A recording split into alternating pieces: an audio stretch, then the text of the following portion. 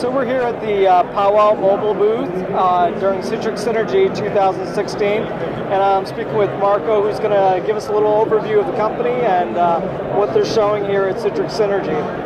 Hey, thanks, Brian. Thanks for coming by our booth. That's really great. You asked me a question about what is the raison d'etre for PowWow. Why are we here? What is our value proposition? It's pretty clear that we're at a very interesting part of where IT is going and the kind of technology it's supposed to deliver to our customers. In reality, what I can tell you is we can split it down the middle. It's very simple. There's two types of experiences. These ones and those ones. Those are predicated by a particular user experience. It's got a keyboard at the center of it, it's got a trackpad or a mouse or some pointing device, and all the application real estate is delivered in that particular way. What we're trying to see is that we see a lot of employees in a lot of organizations now that what they do is they're actually trying to figure out how to deliver a user experience, i.e. their employees' experience, that is absolutely the minimal amount of IT to do all the work they're supposed to be doing. What they want is they want applications that do something simple, give you the tasks that you want to do, they want to build them very quickly, they want to extract all the application capability from legacy business applications and re-render them as very rich mobile apps. The whole point is you want to engage with your customers and connect with them. You can't do that when you have an interface like that, an experience like that. You can do it when you have an experience like these experiences. And these experiences have to be dynamic and very functional. That's what we do as a company. We enable companies to transform old legacy application experiences into absolutely brand new, digital native, workflow-centric experiences for their employees and their customers. And we do that very, very quickly without requiring any major restructuring of the back end. You don't have to throw away infrastructures. You just keep using what you've already done. IT knows how to deliver that, and we can enhance that for the modern digital age. Great, and can we get a demo of the product? Absolutely. Jonathan Kaplan, our CTO, will be more than happy to show you that in a minute. So what is it that we're looking at here? So what we have here is a Windows application, and this Windows application is running in a Zen desktop session. And what we're going to do is we're going to show you how we transform this application into a native mobile application. So as we're using the application, you can imagine that this application is one that would be pretty tricky to use on a mobile device like a phone. Right. What we've done is inside of the Zen desktop session, we've created a container that's watching as we use the application. It's watching all the different screens, it's watching for the different fields on the different screens, and so on and so forth as we use the application. What it then does is it captures that into a data model.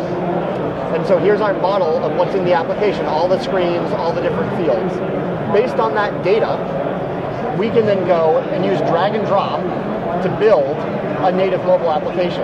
But each field in the native mobile application is attached back to one of the fields in the original application. So in this way, even though everything that we're doing gets published to a mobile device, we're still tied back to the original application. And what's really cool about our technology is that we can do this for all different kinds of applications. So we can do this for Windows applications running in a Citrix session, or we can do this for web applications or Java applications, or even Lotus Notes and SAP GUI applications. Same process, same ability to build a purely native mobile application. Once we publish the application, we get a native mobile application that we can add smart features to. And then let me take out my phone and I'll show you some of the smart features that we've added to this application. Okay, so as you can see, it's an application that lives on the desktop of my phone, just like every other application. When I launch it, you can see the first of the smart features that we've added, which is Touch ID. I log into this application using the native Touch ID capabilities of my phone. Once I'm in the application, you can see the user interface is being generated completely locally on the device. So I get the performance that I would get from any other native application. But as I'm doing things in the application, everything is going back to the original application that I'm transforming. So all the rules, all the integrations in that original application are preserved. Another smart feature that we've added is notifications. So I've set up a patient with some insulin, and I want to get notified when their insulin drip is complete. So I can go ahead and save that action, and you'll see that I get a notification. So as you can see, it's a native notification that comes up directly on my Apple Watch.